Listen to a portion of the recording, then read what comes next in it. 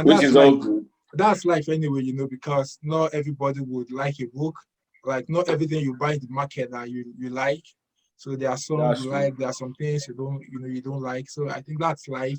We are not configured to like everything. And yeah, so I think that's normal. Thank you for your comment about Black Does Not Equal Inferior. That book has been critically and globally acclaimed as a powerful collection of poems for people, for Black people, and even everyone who has bought that book, they've come back with great feedback to say that was a powerful one. Yeah, so and I think it's a great book. I think we need to put the book out there. It's out there, but it has to be out there. I think into the American space, more, because I think they're battling a whole lot of Black issues in America. In as much as it seems like people are aware, people are still yet not aware. And even in UK, the match that just ended, and Saka just did his magic, and then it's actually attracted a whole lot of racist comment and things like that. So we need to put works like that out there so people can understand that Black is not inferior, and the fact that you have to miss a penalty. Everybody misses a penalty. The best of them missed penalty. Maradona missed. Pele missed. Everybody missed. I also on the field. I missed penalties. I also missed. So so it does say like if assuming those penalties were scored, they would be lauded and celebrated as the best of British players, and but because it turned the other way, then it's now an issue where these guys are subjected to racist laws and monkey emojis and all of that. Yeah, so basically, it's just about when you're doing good, they call you British, they celebrate you for for representing England and everything. But when if you see probably a Nigerian who has committed a crime who is British, they will say, oh, a British of Nigeria. That's when they remember your roots, they remember where you're from. But when you're doing great stuff, they will just say, oh, I remember when I was in Washington, they say, oh, a Washington-based author, a Washington author. When the press are reporting about me, a Washington author. So when you're doing great stuff, they just claim you straight away. They don't care about where you're from, as long as you're in the UK. They claim you straight, and immediately you're one of them.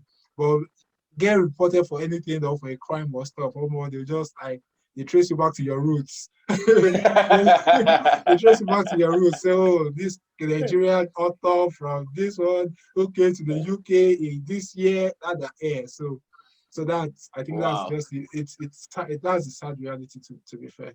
It's a very sad reality. It starts to know that in a nanosecond, people can just flip from ailing you to nailing you. It's actually saddening, that the fact that your color is only picked on once you do anything wrong, and once you're right, you're colorless. Once you're always on the good side of the law, you're colorless. But once you're on the wrong side of the law, then you remember that, oh wow, he's a Black man, and things like that. Missing the penalty doesn't even put it on the wrong side of the law, but like people say, there are always dicks in the society to permit me to use that.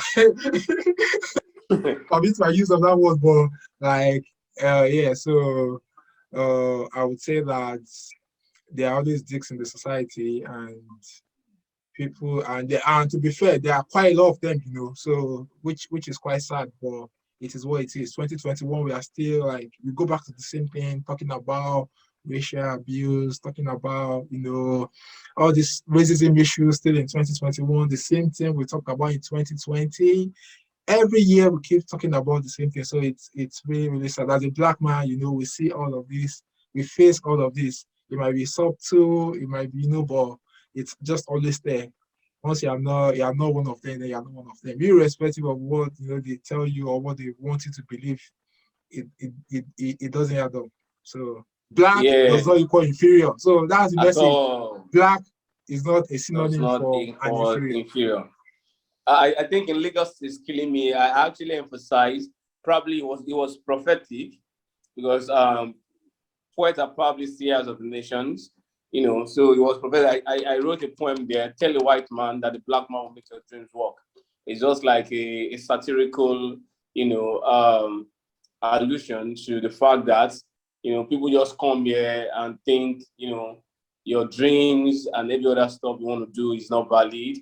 They just want to milk you to build their own countries. And as long as you are valuable, they accept you. And once they think you are not delivering what is expected of you, they want to cast you aside. They just want to, suck you like an orange and then, dispose you of. And I think that's actually not fair. So when you are juicy as an orange, they praise you, but if they taste any sour part of you, they begin to, criticize you, So we need to put it out that Black is not inferior. And I don't even know any nation that is colorless. I don't know. I don't know if there's any nation that is colorless. Everybody has color. The white has color. White is a color. Even if it is neutral, it's a color. Black is a color. Everything is color. The world is colored. So we need to understand that. So we need to drive at that Black is not inferior. And then this book needs to get, to universities, they should be stocked by universities and be made a compulsory read, for all students from 100 level down to 400 level, master's, thesis, and a whole lot of stuff, because there are a lot of works that have been put into Black is not inferior, and people need to glean from the wisdom and everything that has been written in that book. So I will employ anybody that is watching this, or any school, or any principal, or any professor that is watching this too. You need to grab this book and take a good use of it. Preach it. Yeah. Preach it. Appreciate it.